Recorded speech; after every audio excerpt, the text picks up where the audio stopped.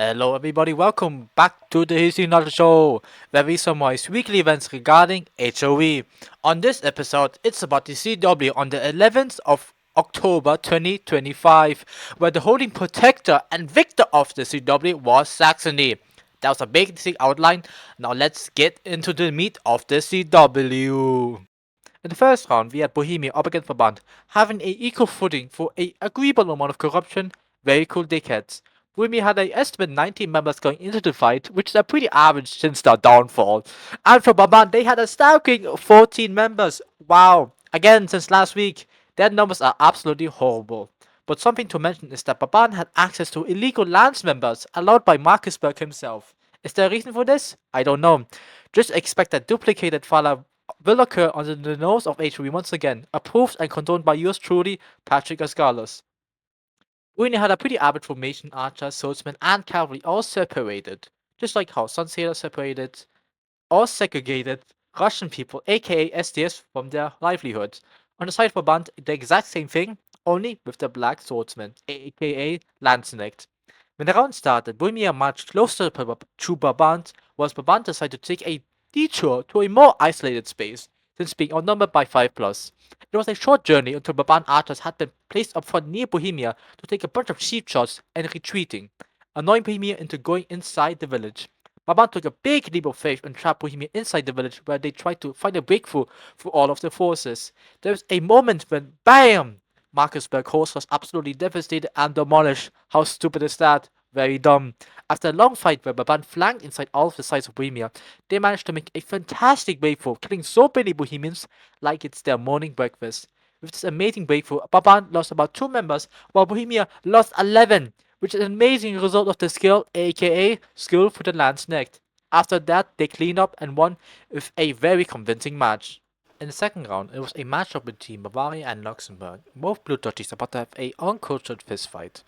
Bavaria had about 22 members, which is pretty good, I'm not going to lie to you. In the side of Luxembourg, they had about 11 members. If I have to be completely honest with you, the Duke of Luxembourg is Cyclone Free, some guy who fantasizes about women, so yeah. You can probably predict what happened in the match against Bavaria. Fortunately, I didn't need to record that shit, since it was beyond boring. But Bavaria won a very convincing match against Luxembourg. Seems like they are the superior blue people. In the semi-finals, aka the third round, the two winners from the previous round, it was a matchup between Bavaria and Brabant. The non-corrupt duchy Bavaria had about 23 members, very convincing. Brabant in the entirety have amassed only about 14 members. Again, what a poor performance. Brabant had probably the most bizarre formation you can think of, isolating their Landsknecht into the bandit camp in the south, while the rest of the force just stay in the front doing jack shit.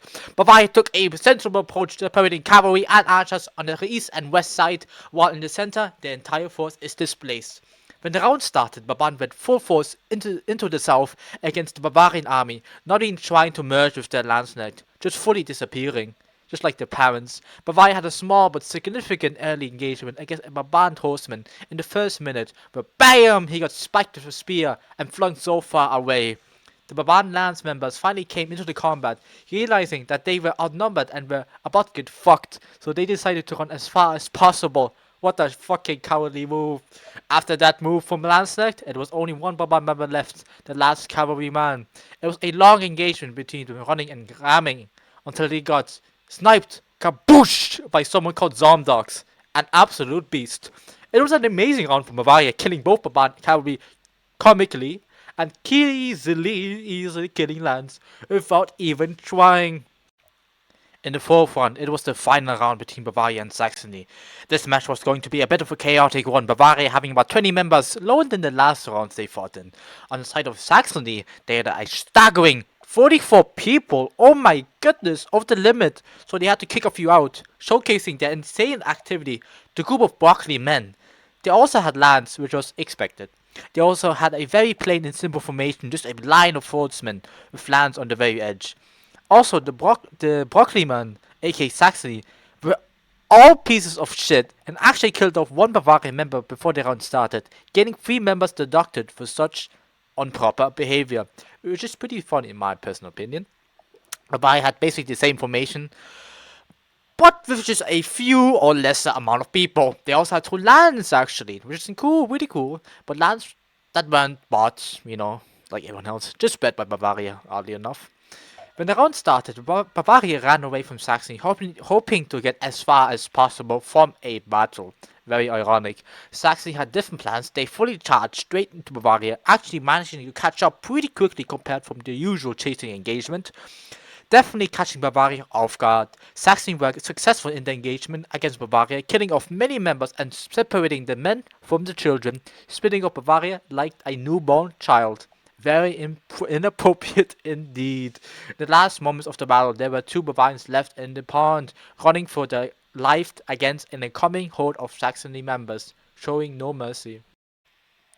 It was a pretty cool scene for what I had recorded, seeing the epicness of what CW sometimes has to offer, even though there are a lot of people that are corrupted pieces of shit.